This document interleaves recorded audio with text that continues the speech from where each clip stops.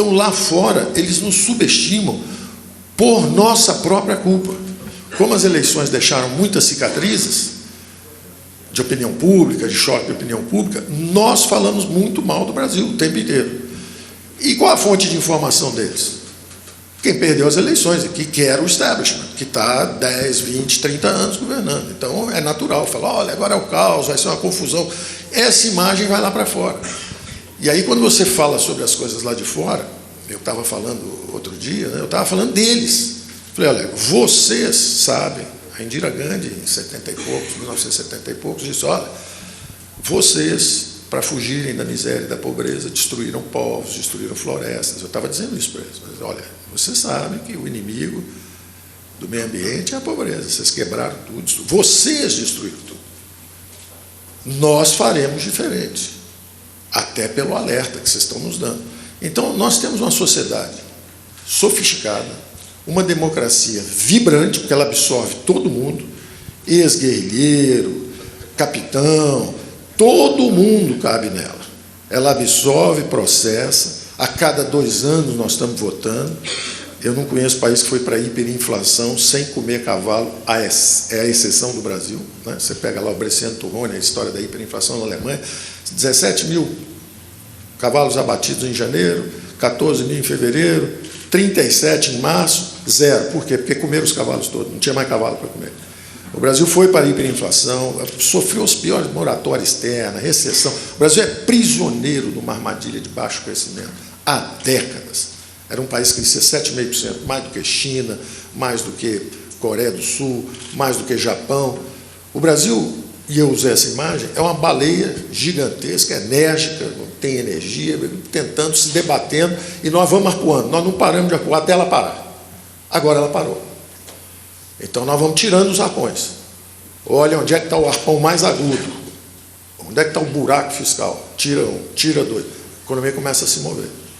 E aí chegamos à reforma administrativa. É o terceiro grande gasto. Aí vem as restrições políticas. Não vamos atingir os direitos existentes dos funcionários atuais. Isso é uma restrição política. É uma restrição política. Agora, a quem cabe remover ou enfrentar restrições políticas? Ao Congresso, ao presidente. Então, é uma dimensão política. Então, o Paulo vai falar sobre isso, ele vai aprofundar um pouco a reforma, mas eu só quero dizer o seguinte, a nossa reforma de justiça administrativa vai, agora ela vai com restrições políticas. Se chegar na Câmara, e eu acho extraordinário isso, opinião pública, 88%, como disse o Luiz Felipe, apoiam, e 90% apoiam a meritocracia e a avaliação. A avaliação pode até ser simples, pode ser um botãozinho vermelho, um amarelo, da opinião pública. Eu acho que cada brasileiro que entrasse em qualquer departamento público, vou tirar um passaporte, vou pagar um DPVAT, qualquer coisa, você aperta um botãozinho quando você sair. Amarelo é razoavelmente atendido, vermelho é fui muito mal atendido, verde, ok. Isso vale mais até do que a avaliação dos chefes, porque a dos chefes é 9,5. Né? Eles dão 9,5 eles para eles mesmos. Nós temos que saber a opinião pública. Então, nós estamos entrando agora na reforma administrativa, e eu te passo num minuto, mas eu estou só situando a administrativa como o seguinte, veio a primeira, veio a segunda, agora vem a terceira, que é controlar, como disse o Felipe, a criar a meritocracia, valorizar o bom servidor.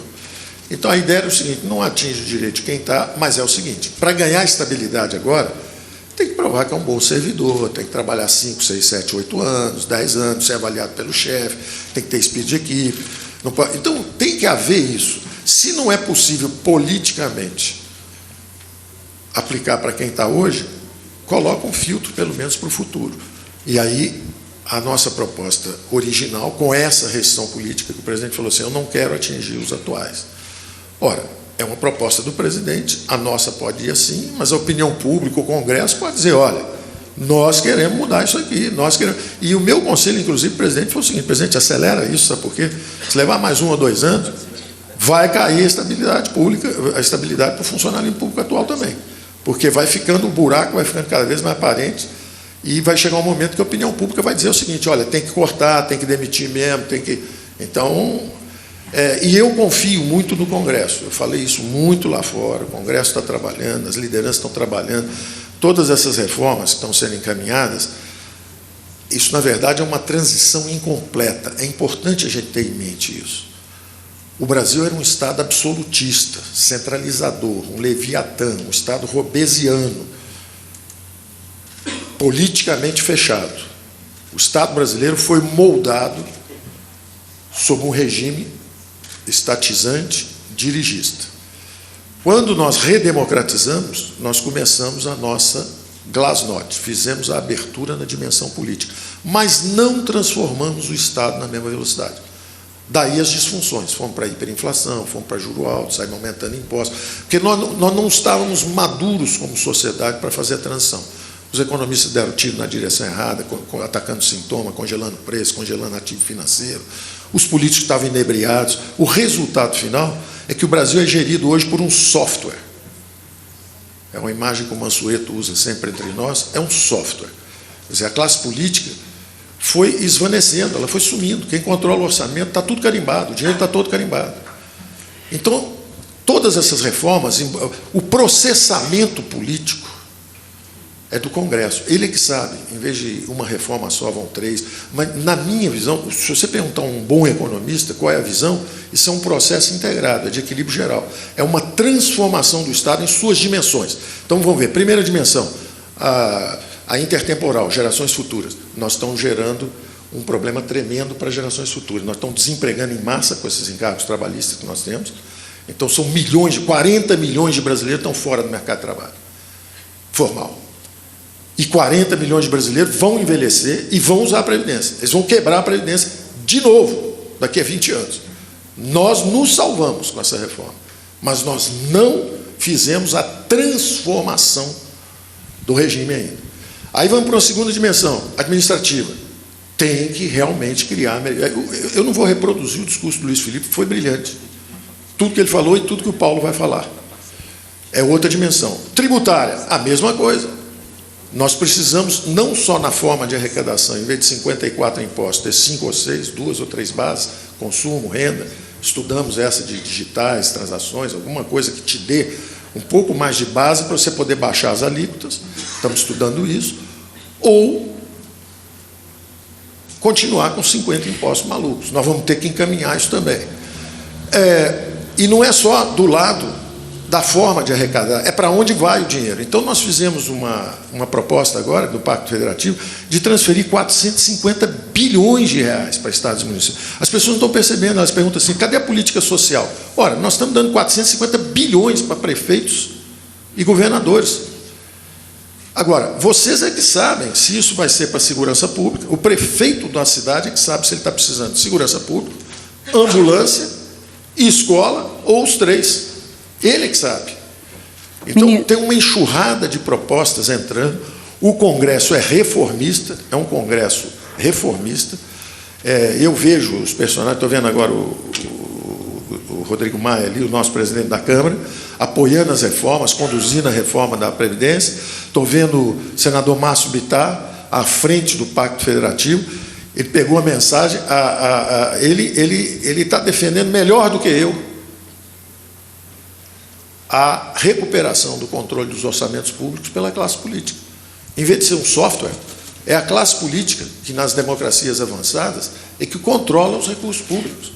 Então, ele está dizendo, é desindexar, desvincular, desobrigar as despesas, para que a classe política dê um passo adiante e diga, ó, agora nós vamos gastar mais nisso, menos naquilo, nós vamos fazer a recuperação do controle sobre os orçamentos públicos. Então, isso é o Pacto Federativo. Então, essas reformas estão entrando e elas vão passar. E o Brasil está demonstrando uma maturidade extraordinária. Ministro, a classe política está preparada para reassumir esse controle dos orçamentos públicos, em vez de deixar isso gerido por um software. O dinheiro está todo carimbado, porque, afinal de contas, era 30 anos atrás. Agora, todo mundo, uma classe política madura, ela está preparada para assumir. Não pode estar 95% do dinheiro carimbado e você está eleito, não tem nada que fazer. Você conversa com os prefeitos hoje, eles estão imobilizados. Você não pode cortar, você não pode... Tem prefeito que tem que comprar uniforme 4 vezes por ano, porque é obrigado, senão vai preso, porque não está gastando em educação. A população, às vezes, já, inclusive... Me dizia um prefeito de uma cidade do interior de São Paulo, não vou citar só para não expor, ele me dizia o seguinte, eu era de uma família de 5, 6 filhos. As famílias todas eram grandes aqui, só que todo mundo enriqueceu e tal, A cidade hoje é bastante rica e hoje as famílias têm 1, 2 filhos. Então, só que eu sou obrigado a gastar a mesma coisa que eu gastava percentualmente em educação. Então, eu tenho que comprar uniforme 3 vezes por ano, só para poder usar aquele dinheiro. Isso é absolutamente ridículo. Esse dinheiro tinha que estar desvinculado. Se estiver faltando ambulância, a população envelheceu, tira da educação, passa para a saúde, e vice-versa. Então, essa capacidade de gerir os recursos, essa desvinculação, essa desobrigação, essa descentralização dos gastos, isso é uma PEC, é a PEC do Pacto Federativo. Nós estamos devolvendo os orçamentos à classe política, falando, olha, vocês não precisam ir correr na Brasília, fazer um pacto, tentar pegar uma diretoria. O que é melhor? Pegar 2 diretorias de um banco regional para tentar financiar um negócio, que depois sobra um pouco para financiar a campanha, ou ao contrário, o orçamento é seu, você não precisa pedir nada para ninguém. Absolutamente ridículo. Eu conversei com governadores de oposição, com prefeitos também de oposição, dizendo, olha, não tem que vir a Brasília, não, na hora que aprovar isso, o dinheiro é seu. Não tem que me pedir nada aqui. Isso acontece automaticamente. E eu sempre brinco e pergunto, né, quem é que é o ministro das Finanças da Alemanha? Quem é o ministro das Finanças da Suíça? Até dos Estados Unidos eu arrisco. Sabe por que vocês não sabem? Porque não é importante. Agora, no Brasil, o ministro das Finanças é importantíssimo, controla não sei quantos bilhões, faz isso. Está totalmente errado. Lá fora ninguém sabe, vocês não sabem o nome dos caras lá fora, sabe por quê? Porque não é importante. O dinheiro entra, ele já é descentralizado, cada um fica com o seu, cada um faz o seu. O espaço de manobra do governo federal é menor. Tá certo? Quem manda, quem toca o dinheiro é quem está perto do povo mesmo. Você que está andando na sua cidade, você que sabe que melhor do que um prefeito, só tem um cara, é o subprefeito. Porque esse já é a base, inclusive, do voto distrital, que vai ser no futuro uma reforma política que nós vamos ter que fazer também, e vocês é que vão ter que fazer. Na hora que o dinheiro for descentralizado, você sabe o que falta naquele bairro. Aqui é inclusão social, no outro bairro não, aqui é esgoto, um emissor submarino para mandar o esgoto para alto mar, aqui já é outro problema. Cada comunidade tem um problema. Então os recursos têm que descer.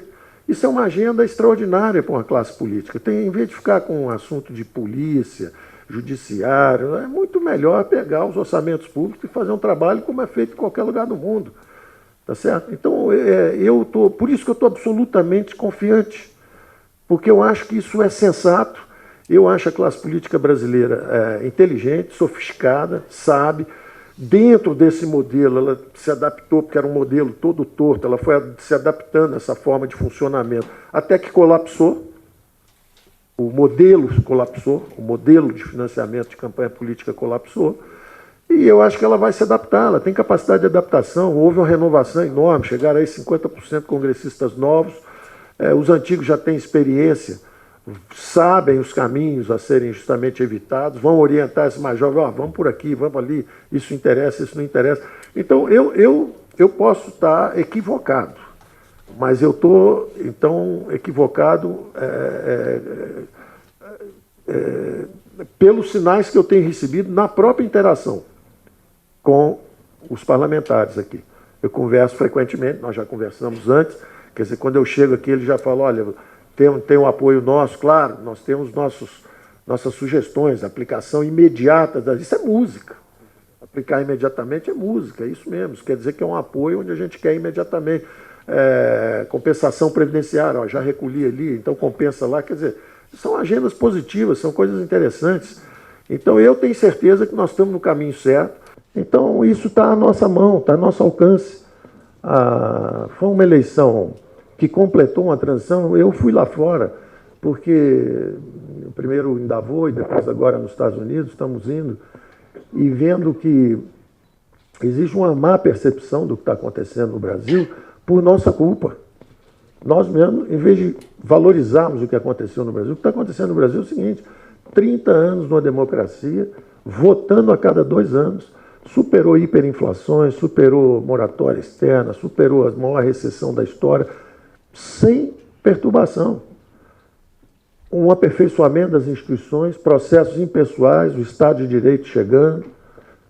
A coisa está acontecendo. Quando o Legislativo declarou sua independência, fazendo um impeachment à direita, depois um impeachment à esquerda,